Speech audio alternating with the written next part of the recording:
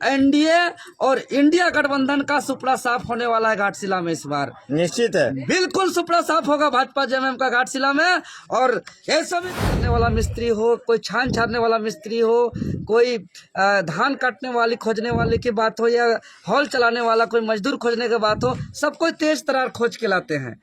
लेकिन हमेशा जनप्रतिनिधि चुनते समय गड़बड़ करते हैं, क्योंकि आज तक कोई जागरूक किया ही नहीं कि एक बेहतर विधायक हम चुनते हैं तो हमारा जिंदगी कैसे सुधरे। आपको और आपके सभी दर्शकों को जोहार। क्या कहना चाहिएगा, आज काफी दूर चल के आए हुए हैं, एक ऐसे सुदूरवर्ती गांव में पहुंचे हैं जहां हमें नजर आ रहा है कि विकास इस गांव में शायद पहुंचा ही नहीं है। सिर्फ देखने को मिलता है, ना रास्ता है, ना ही घर यहाँ पे अच्छा है, ना किसी तरह का व्यवस्था हमें यहाँ देखने को मिल रहा है। जैसा कि मालूम है, घाटशिला उपचुनाव आगामी 11 नवंबर 2025 को होना है। जैसे तिथि नजदीक आ रही है, सभी पार्टियों का प्रचार प्रसार तेज होता जा रहा है, पूरा चुनावी बाजार गर्म होता जा रहा है। जेलकेम के तरफ से जो है कि हम लोग भी पूरी ताकत लगा दिए हैं, और पिछले 4-5 दिनों से पूरा सुबह से लेकर रात तक गांव गांव अभियान चला रहे हैं, प्रचार प्रसार कर रहे हैं और बताने का प्रयास कर रहे हैं जेलकेम का विचारधारा को, टाइगर जयराम महतो जी का विचारधारा को, और जो घाटशिला में स्थिति परिस्थिति है इसको दिखाने का। चूंकि अभी तक जितने सालों से जो है कि यहाँ के आम आवाम वोट दे रहे हैं, कहा जाए तो आज़ादी के बाद 1951-52 से लेकर अब तक लगातार जो वोट दे रहे हैं, जब जब वोट हुआ है अभी तक वोट इसी स्तर पे हुआ है कि पार्टी ऑफिस से तय हो रहा है कि किस गांव में कितना जनसंख्या है, किस जाति के लोग हैं, किस समाज के लोग हैं, किस धर्म के लोग हैं, कितना आबादी है, वहाँ कितना मुर्गा भिजवा दे, कितना दारू भिजवा दे, कितना पैसा रुपया भिजवा दे, और जो है कि मेरा पक्ष में ज़्यादा से ज़्यादा वोट आएगा। तो हम लोग आ करके बताने का प्रयास कर रहे हैं, समझाने का प्रयास कर रहे हैं एक आम आदमी को, क्योंकि एक आम आदमी को वोट का ताकत का अधिकार जो है उसको जागरूकता से, उसको ज्ञान से उसको दूर रखा गया है। इसीलिए वो वोट किसको देना है, कौन किसको, कैसे आदमी को जनप्रतिनिधि बनना है, वो सोच नहीं पाया है। जैसे कि कुआं का जो एक मेढक होता है, उस जो मेढक कुआं में जन्म होता है, जो मेढक कुआं में बड़ा होता है, और जो मेढक कुआं में मरता है, उस मेढक को अगर पूछिएगा कुआं कितना बड़ा है, तो वो कुआं से बड़ा दुनिया देखा नहीं है तो कुआं उतना बोलेगा। कोई उसको बताएगा कि समुंदर कुआं से बड़ा है तो वो मेढक विश्वास नहीं करेगा, वो मेढक उसको बोलेगा कि आप झूठ बोल रहे हैं, कुआं से बड़ा समुंदर हो नहीं सकता है, क्योंकि ये दुनिया कुआं जितना बड़ा है उतना ही बड़ा है। और कुआं भी अपने जगह सही है, मेढक भी अपने जगह सही है, क्योंकि वो संपूर्ण जीवन वो कुआं में ही रहा है। तो उसी प्रकार एक आम जनता को अभी तक बताया ही नहीं है कि आपका वोट का अधिकार से आपका ब्लॉक ठीक हो सकता है, आपका स्कूल सुधर सकता है, आपका हॉस्पिटल सुधर सकता है, आपको रोजगार मिल सकता है, आपको जो है कि करप्शन दूर हो सकता है, या कानून का राज आ सकता है, डर भय खत्म हो सकता है, ये बताया ही नहीं है। इसीलिए हमेशा डरा करके, धमका करके, लोभ लालच दिखा करके यहाँ वोट लेता है। और एक वोटर को भी लगता है कि एक जनप्रतिनिधि का काम यही है, शोषण करना। उसको कभी नहीं महसूस हुआ कि यहाँ दवाई, पढ़ाई, कमाई जो चौपट है इसको ठीक करना उसका काम है, जो भ्रष्टाचार, अफसरशाही, तानाशाही हावी है इसको कंट्रोल करना उसका काम है। ये जनता समझ ही नहीं पाया था। तो हम लोग आ करके सबको समझा रहे हैं, गांव गांव घूम घूम के हम लोग सबको समझा रहे हैं कि एक आम आदमी अगर कोई ठेला या कोई दुकान या कोई होटल में कोई भी सामान जाकर के खरीदता है, चाहे वो समोसा खरीदे, पकौड़ी खरीदे, तो वो सोचता है कि ठंडा है कि गर्म है। कोई चप्पल खरीदता है या शर्ट, गंजी, कपड़ा कुछ भी खरीदता है तो वो 5-10 बार वो चेक करता है कि जितना रुपया दे रहे हैं उसके हिसाब से वो कपड़ा सही है कि नहीं है।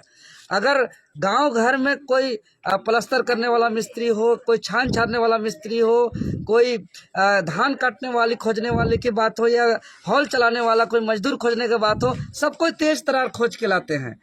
लेकिन हमेशा जनप्रतिनिधि चुनते समय गड़बड़ करते हैं, क्योंकि आज तक कोई जागरूक किया ही नहीं कि एक बेहतर विधायक हम चुनते हैं तो हमारा जिंदगी कैसे सुधरेगा। इसलिए हम लोग आज आकर के वोट का महत्व को बता रहे हैं। आपको 11 तारीख जिसको चुनिएगा, 14 तारीख को जो आपका विधायक बनेंगे वो आपका किस्मत कैसे बदल सकता है, ये जा करके हम लोग जैसे ही समझा रहे हैं। तो जेल कैंप के प्रति लोगों का बहुत ज्यादा जन समर्थन आ रहा है, सभी जाति, समाज, धर्म, महिला, पुरुष, हर वर्ग का आ रहा है। तो हम कह सकते हैं, मतलब पहले कोई लोगों को बता ही नहीं था कोई कि नहीं बताया था, वोट का क्या महत्व होता कोई है। नहीं बता, जिंदगी एकदम क्या आपका है अधिकार ये बताया ही नहीं गया था। कि ऐसे महसूस कराया जा रहा है कि अब राजतंत्र में है, कि भाई जिसका पैसा है, जिसका हेलीकॉप्टर है, जिसका बहुत ज्यादा ताना माना है, वही चुनाव जीत सकता है, वही नेता बन सकता है, उसी के लिए है। एक चीज जानेंगे देवेंद्र दा, इतना एनर्जी कहाँ से ला रहे हैं? रांची रहे, चाहे गुमला रहे, चाहे अभी घाटशिला में है, आप लोग देखे रात में 2-2:30 बजे तक आप लोग जनसंपर्क किए हैं लोगों के बीच में, और फिर सुबह से ही लगातार क्षेत्र में दौरा। बिल्कुल, चूंकि हम लोग यहाँ जब तक नहीं सोता 11, 11:30, 12 बजे तक जनसंपर्क करते हैं, उसके बाद मीटिंग करते हैं, फिर अगला दिन का हम लोग तैयारी करते हैं, रणनीति करते हैं, अगला शेड्यूल जारी करने का करते हैं। ये जनता का आशीर्वाद से ये ऊर्जा मिलता है, क्योंकि हम लोग आज देखिएगा तो हम घर को छोड़ दिए हैं, और आज पुलिस का लाठी हो या FIR हो, सब कुछ झेल करके हमारा अंतिम इच्छा यही है कि हमारा जनता जागरूक हो जाए। कल देवेंद्र नाथ महतो रहे या नहीं रहे, वे कुछ भी हो जाए, ये जनता अगर जागरूक हो जाएंगे तो उसका अधिकार को बचा लेंगे। हम यही सोच के साथ हम निकले हैं, और हमको इतना ऊर्जा मिलता है, और लोगों से जो जन समर्थन मिल रहा है, हम स्पष्ट कह सकते हैं कि NDA और इंडिया गठबंधन का सुपड़ा साफ होने वाला है घाटशिला में इस बार। निश्चित है, बिल्कुल सुपड़ा साफ होगा भाजपा JMM का घाटशिला में, और ऐसा भी घाटशिला इतिहास रचता है। आप देख रहे हैं अभी झारखंड नवनिर्माण का हम लोग लड़ाई लड़ रहे हैं। जब अलग झारखंड राज्य का जब लड़ाई लड़ा जा रहा था, जब आंदोलन हो रहा था, नौजवान इसी तरीके से गांव-गांव जा करके जब संघर्ष कर रहे थे, तो सबसे पहले याद दिलाएंगे इतिहास को कि 1990 का चुनाव, जो इससे पहले 4-4 सालों तक लाल झंडा का परचम था यहाँ, लेकिन जब अलग झारखंड की बात आई, सभी लोग एकजुट हुए, और उगता सूरज सूर्य सिंह बेसरा जो एक नौजवान थे, जो आंदोलन को नेतृत्व कर रहे थे, जो निर्दलीय प्रत्याशी के रूप में थे, जिसका बूथ में कमेटी नहीं था, जिसका जिला पंचायत प्रखंड में कमेटी नहीं था, और वो एक बहुमत से चुनाव जीते थे।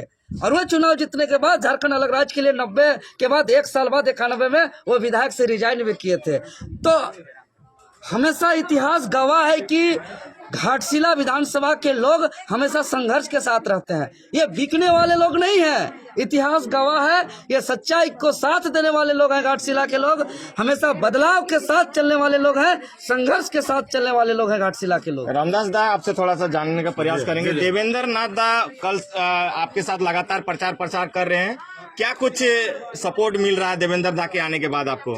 जी, सबसे पहले तो सभी को जोहार। देवेंद्र दा आने के बाद जो देवेंद्र दा का जो लोगों को समझाने का तरीका है, ये बहुत बेहतरीन तरीके से समझा रहे हैं। कई सारे एग्जाम्पल देके समझा रहे हैं, कभी पंछी का उदाहरण दे करके, तो कई सारा चीज़ों का काम करने का इशारा करके। तो ये जो इनका जो तरीका है जो समझाने का, इससे लोग काफ़ी प्रभावित हो रहे हैं, और एक आसान भाषा में लोग समझ पा रहे हैं कि आज का परिप्रेक्ष्य में एक विधायक का कितना इम्पोर्टेंस है, और एक विधायक क्या कर सकता है।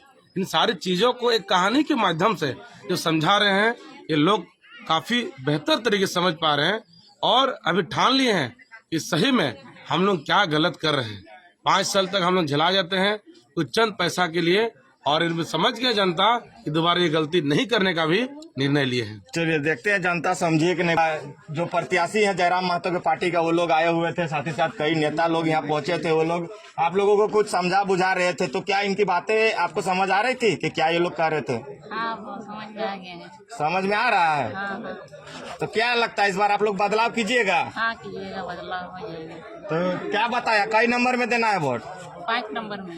5 नंबर में देना है। कौन छाप है? कैंची छाप। कैंची छाप है, याद आ गया आप लोगों को? हाँ, छाप पे झंडा लिया तो यहाँ नहीं आए। अच्छा, इस गांव में रोड कब से खराब है इस गांव का?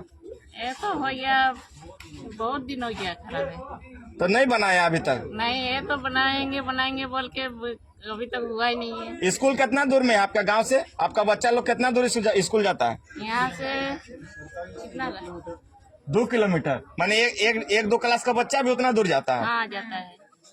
पैदल ही जाता है? हाँ, पैदल है। हाथी उथी आता है? पूरा जंगल देख रहे हैं आप लोग का इधर? हाँ, आता है। हाथी आता है? हाँ। चलिए, आप लोग दीदी सब